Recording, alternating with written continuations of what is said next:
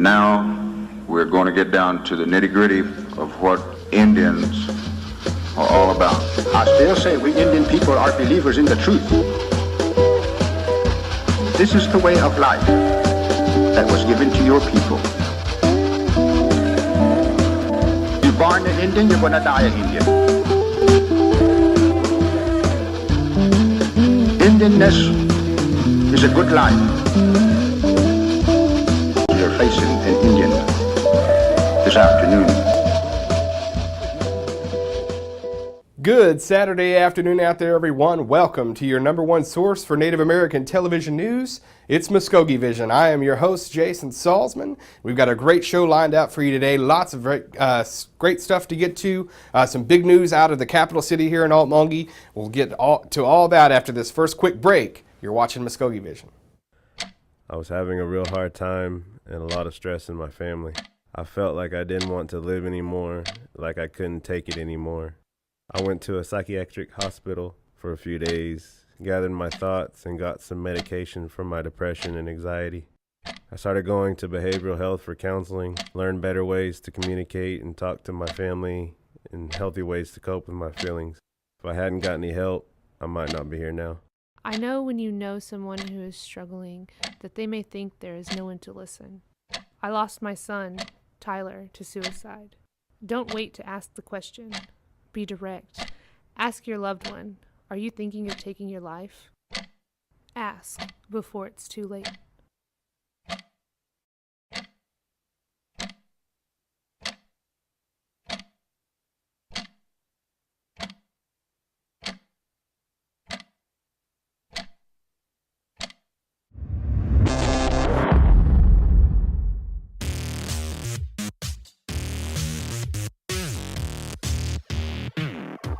As part of our grand reopening, we're partnering with Muskogee Media.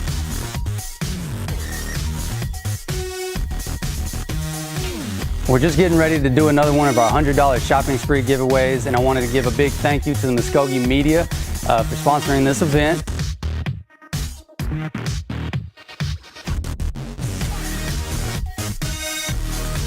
Like Randy's Foods and Muskogee Media on Facebook and share this video for the drawing.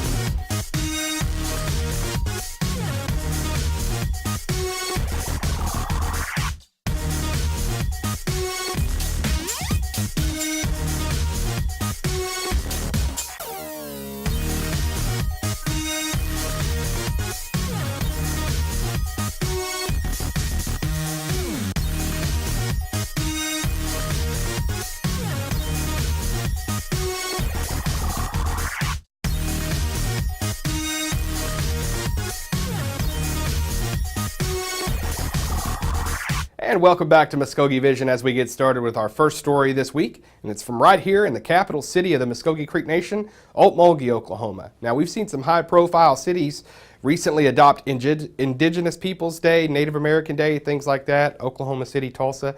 They now have in Ocmulgee. We went to the recent city council meeting and was able to file this story on Ocmulgee proclaiming Indigenous Peoples Day. Be it resolved by the Council of Ocmulgee, Oklahoma, Section 1, that the second day in October and every second day in October hereafter be officially designated as Indigenous Peoples Day in the city of Ocmulgee, Oklahoma. Adopted and approved this, the 18th day of September 2018. Thank you. We had been talking about this because it's something that's been going on nationally, and so we wanted to consider this since we're the Muskogee Creek capital, and so we felt it was appropriate, and we wanted to make sure that we did it right. And so then last month we had a citizen, Muskogee Creek citizen, that came to a council meeting and asked us about it, but we had already planned on doing this. I think that, especially here in Ocmulgee, I think I could have been more direct and say, maybe it's Creek Nation Day, because, this is our capital. We were here first. So, but I do appreciate the city of Ocmulgee passing this resolution. I think it's great. Maybe a little bit overdue, but, we do have a good standing with the city. We work well together. We have for a long time. And you know, it's a good step. I think it's a good step. I just got back from Okmulgee, you know, and from the mounds in Georgia, you know, from Macon, Georgia, just a couple of days ago. So it's kind of interesting to be, you know, just a few days ago we were in Macon at the Okmulgee Mounds, and now we're here in Okmulgee, and it only took 100 and something years for us to get Indigenous Day here in Okmulgee. So, but that's just a little side note on my part, though. I hope that it sets a good example because, you know, we're proud of our heritage as Americans, and, you know, and we have, we want to honor the indigenous people for everything, you know, their arts, their technology, you know, as I stated in the resolution, and so we want to honor them, and I hope that they will also pass resolutions as well. It shows that, one, that we're still around, you know, and we're a viable entity within all these municipalities, and I think it shows also that you know, hey, we have a voice. We're a big player in Oklahoma. We do make a difference, and you know, we are you know, we're a source of economy for not just for us, but for all these cities too. So I think it really shows that the cities appreciate what we do for not just for our tribe, but for the city also. So like I said, it's really a good deal that they did this. I do appreciate the council voting for it and approving it, and so you know, but you know, you can't ever be satisfied. You know, you got to kind of want to keep on. All right, that's we got that going. So what's next? You know, so but yeah, I really do appreciate what the city council has done tonight. One thing that in my administration, and I've always honored the Muskogee Creek Nation, and I want to continue that, to develop that relationship with Muskogee Creek Nation, and that, you know, they're such an important part of our community. They're a core part of this community, and we want them to know that, you know, we want to do everything possible to have good relationships and to build stronger relationships every day with them. Well, recently we've had some sad news here from Muskogee Creek Nation. Robert Trepp, who is, of course, a descendant of the famous Perryman family, passed away. He's been a historian of Creek Nation, was very involved in the original Constitution in the late 70s. He passed away, and in honor of him, we want to show you today our From the Vault archive material that Robert was prominently featured in.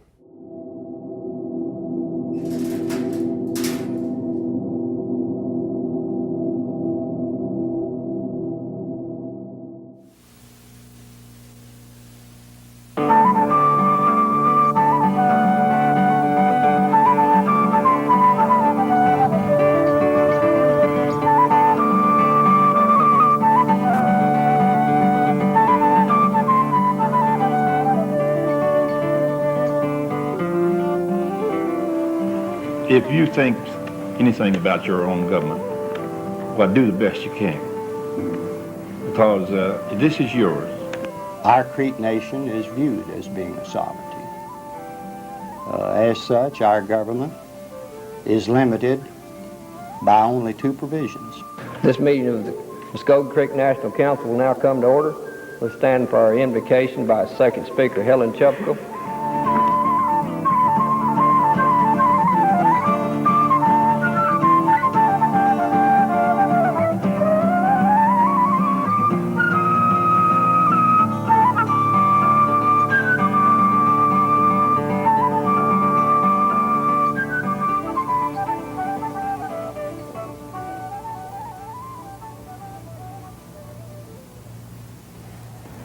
Long before the white people came to this country, my people, the Muskogee people, had settled in the southeastern region of North America. And by the time these white newcomers began struggling to establish themselves along the eastern seaboard, a powerful Indian confederacy already existed there. The dominant force of this confederacy was the Muskogee tribe, known to the white man as Creeks, because their towns were clustered along the streams and rivers that snaked through the land. From the ancient times, the Creek Nation has governed itself, repeatedly proving to be quite capable of the task. The form of government changed through the time because of successive crises thrust upon the Muskogee by the white man's government.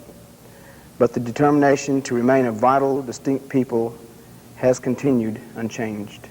Let us now examine the development of the Creek Nation's government as it suffered through removal to Indian Territory, the white man's Civil War, and the creation of the state of Oklahoma. It's a sad story at times, but one of strength and determination as well, and it culminates in the reality of a revitalized, active Creek Nation facing the challenges of the 1980s. Originally, the Muskogee Confederacy occupied most of what is now Alabama, Tennessee, Florida, and Georgia. Warm, rich, green lands, abundant with the necessities of life. The tribal town was the basic unit of government then and the source of strength for the nation. The town was the center of political, ceremonial, recreational, and social life of the people, and that life was directed by the town chief, or Miko, and his council of clans. General nationwide councils were held periodically, composed of all the respected men of the tribal towns. The town of the principal chief was the capital of the Confederacy. The councils were held in different towns at different times depending on the nature of the business to be acted upon. There once had been a great town named Okmulgee on the river Okmulgee. It was hallowed ground because it was recognized as an ancient town settled by the Muskogee after they migrated to this land from the far west. It was there in Okmulgee, or a town like it, the Confederacy began, uniting the Muskogee people with their neighbors, the Yuchi, Hitchita, Alabama, Dokobachis, and many others. But the New Americans' drive for westward expansion forced the Creeks to give up their homelands little by little. This pressure from the outside also created strife within the Confederacy, and the once mighty Creek Nation began to weaken. The Creek War, or Red Stick War, of 1813 and 1814 was a severe blow to the nation, and the removal treaty of 1832 forced the Muskogee people to move to new lands west of the Mississippi River. My people have never forgotten that this removal treaty guaranteed that there would be no further intrusion by the federal government. It was written, "The Creek country west of the Mississippi shall be solemnly guaranteed to the Creek Indians, nor shall any state or territory ever have a right to pass laws for the government of such Indians, but they shall be allowed to govern themselves." By 1838, all the Creek people had been voluntarily or forcibly moved to the Indian Territory. The industrious Muskogee, weakened by their long journey, slowly began to rebuild their nation in the unfamiliar land. The chiefs and councilmen continued to discharge their government duties in the new tribal settlements. By 1840, they were holding general councils again. A tree-covered hill centrally located in the Creek territory was selected as a council ground. Near the summit of the hill, a spring bubbled up, and the place received the name Weagawaholwe, High Spring. A log council house was constructed there, and tribal legislators camped nearby with their families during general sessions. These lawmakers passed laws as needed to guide the people and modified the structure of the government as the situation called for it. Schools were built, blacksmith shops opened, and the nation began to flourish again. Then, the white man's Civil War came and ripped the nation apart once again. Meddling Union and Confederate agents divided the Creek Nation into loyal and southern factions, a rift that was a long time in healing. Each faction recognized a different man as principal chief, and each chief directed a separate government. But shortly after the war, the two chiefs agreed to reunite the tribe and dissolve the northern and southern factions. Most of the year of 1867 was spent in revising the government and developing a written constitution. Since the council house at High Spring was destroyed during the war, most of the constitutional revision work was carried out at Blackjack Grove on the south side of Deep Fork River. It was there on October 12th that a new constitution and code of laws for the United Muskogee Nation was unanimously adopted. It was a solemn and dramatic occasion. Former opponents, progressives and conservatives, old-time chiefs, and young educated men debated long and earnestly. The brief document began with a preamble resembling that of the United States Constitution. It created a legislature known as the National Council, composed of the House of Kings and the House of Warriors, reflecting the two houses of the old Confederacy. There was an elected principal chief and a second chief whose duties were similar to those of an American governor. 6 district court judges were elected by the voters and 5 Supreme Court justices were appointed by the council. And their legal decisions were enforced by 6 companies of 5 light horsemen each, elected by the voters. A permanent capital site was selected by the council on the old town grounds of Hitchita Town on the north side of the Deep Fork. The place was named Okmulgee after the ancient town of the Muskogee Confederacy, and because a similar word in the Muskogee language, Omulgan, means for everybody. In 1878, this stone council house was built. The affairs of the nation were directed from this location until 1907, when all tribal governments in the Indian Territory were disrupted and the state of Oklahoma came into existence. Robert Trepp of Creek Nation's Government Policy and Research Department explains what happened to tribal government in 1907 and the following decades. After Pleasant Porter was elected to a 4-year term under the 1867 Constitution, his second term in 1903, he died in office in 1907 while the tribe was getting ready for its elections again. Modi Tiger, who was second chief, under the Constitution, he became principal chief. And 3 days later, he received a telegram from President Theodore Roosevelt announcing that he had been appointed to the position of principal chief. And under that appointment, he served a period of 10 years. And this began the era of the appointed chiefs. There was no legal authority for this. There was nothing in the 1906 Act or in any of the Creek agreements that provided for this. This was something the United States did all by itself without any legal authority at all. 3 more men served under these appointments up until the time of Herbert Hoover in 1930. And under Hoover it got so bad that 2 men were appointed chief during his term for the period of 1 day. Their only duties on those days was simply to sign deeds for tribal lands or tribal interests in lands.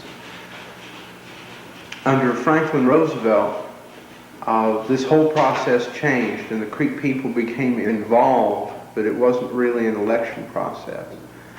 The Bureau of Indian Affairs sponsored a vote by the Creek people, and men could file for the office of principal chief.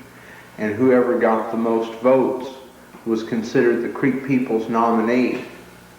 Not their elected chief, but their nomination for chief. And then the President of the United States reserved the right to appoint someone else if he felt that was necessary. And that did not happen during this period.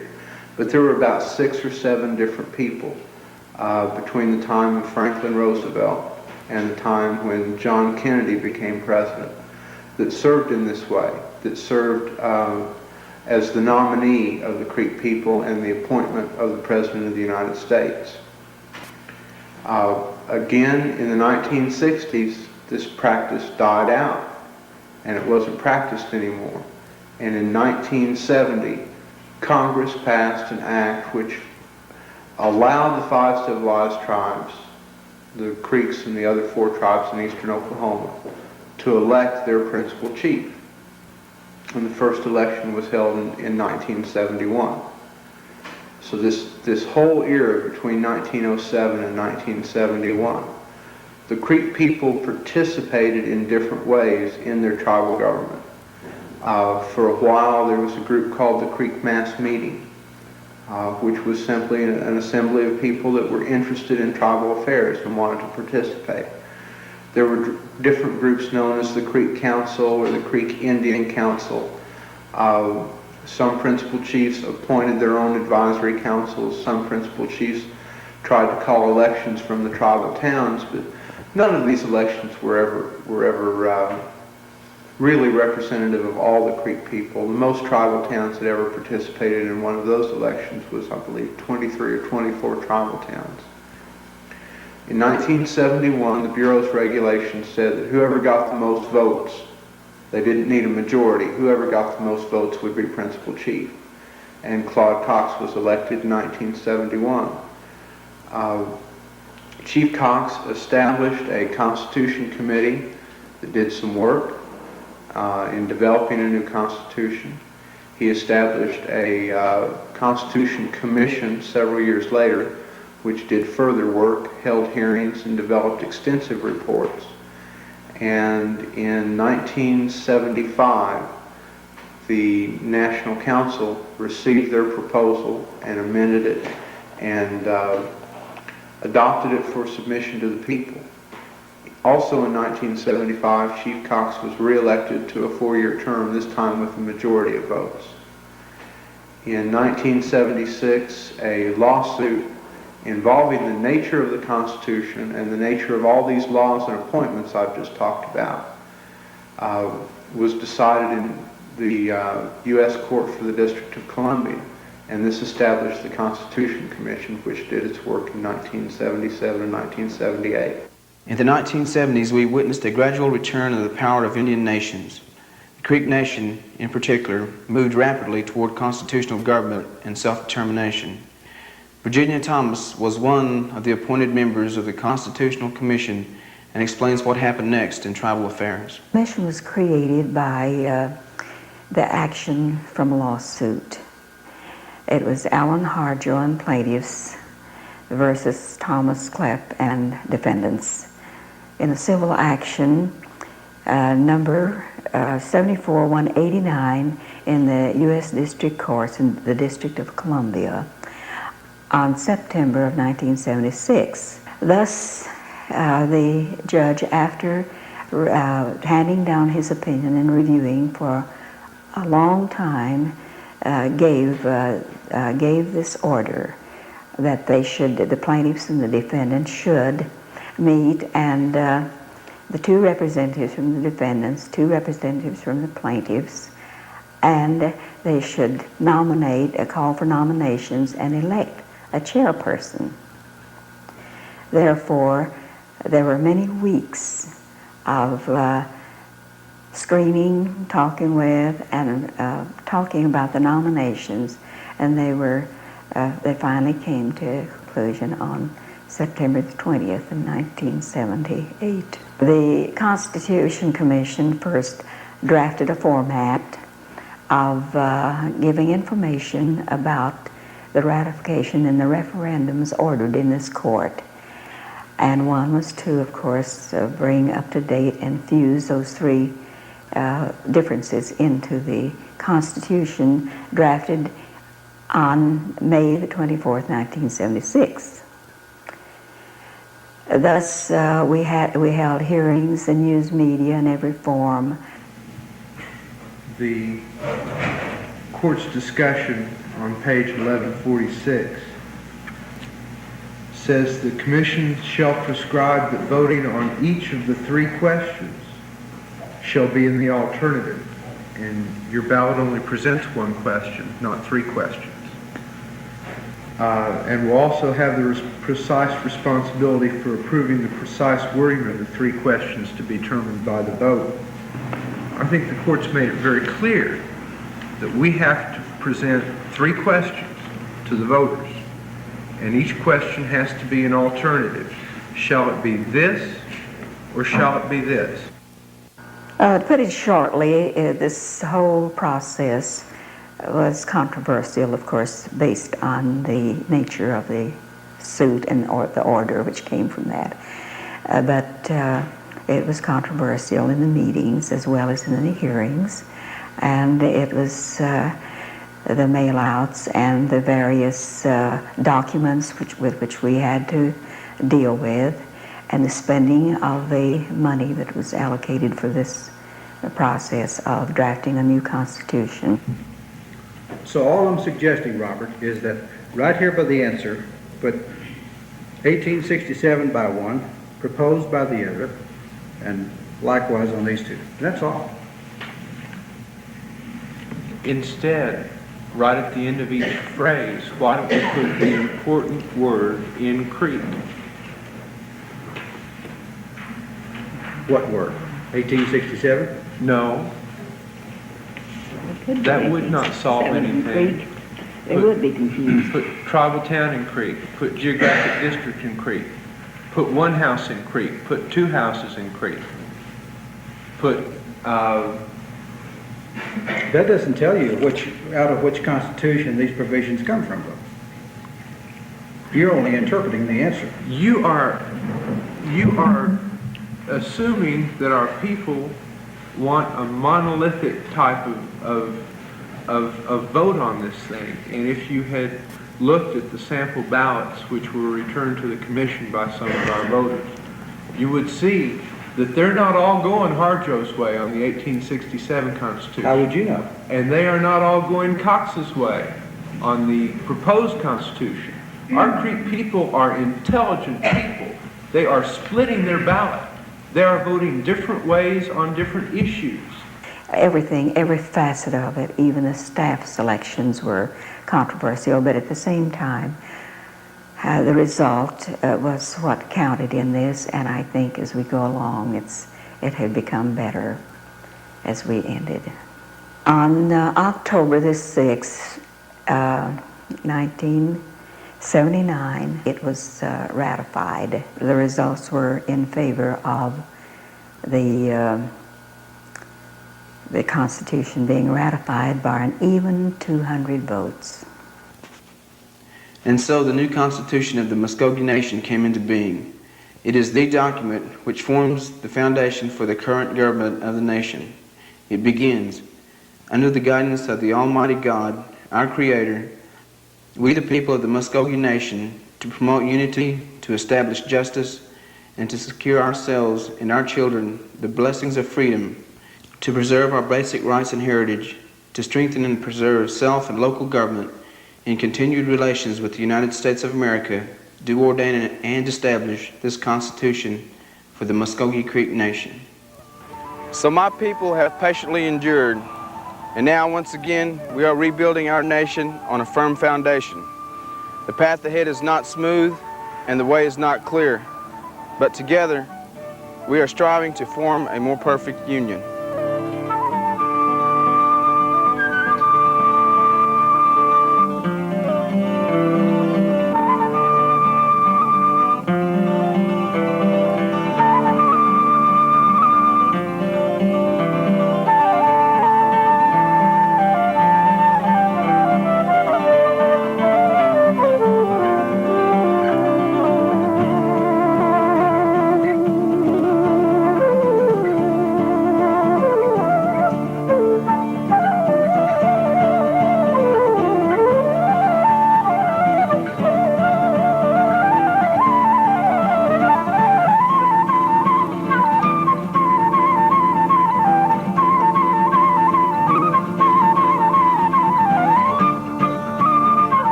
Hey, let's make it quick. Thank you guys for watching Muskogee Vision. We'll see you guys next time, same place. I'm Jason Salzman. Have a great weekend.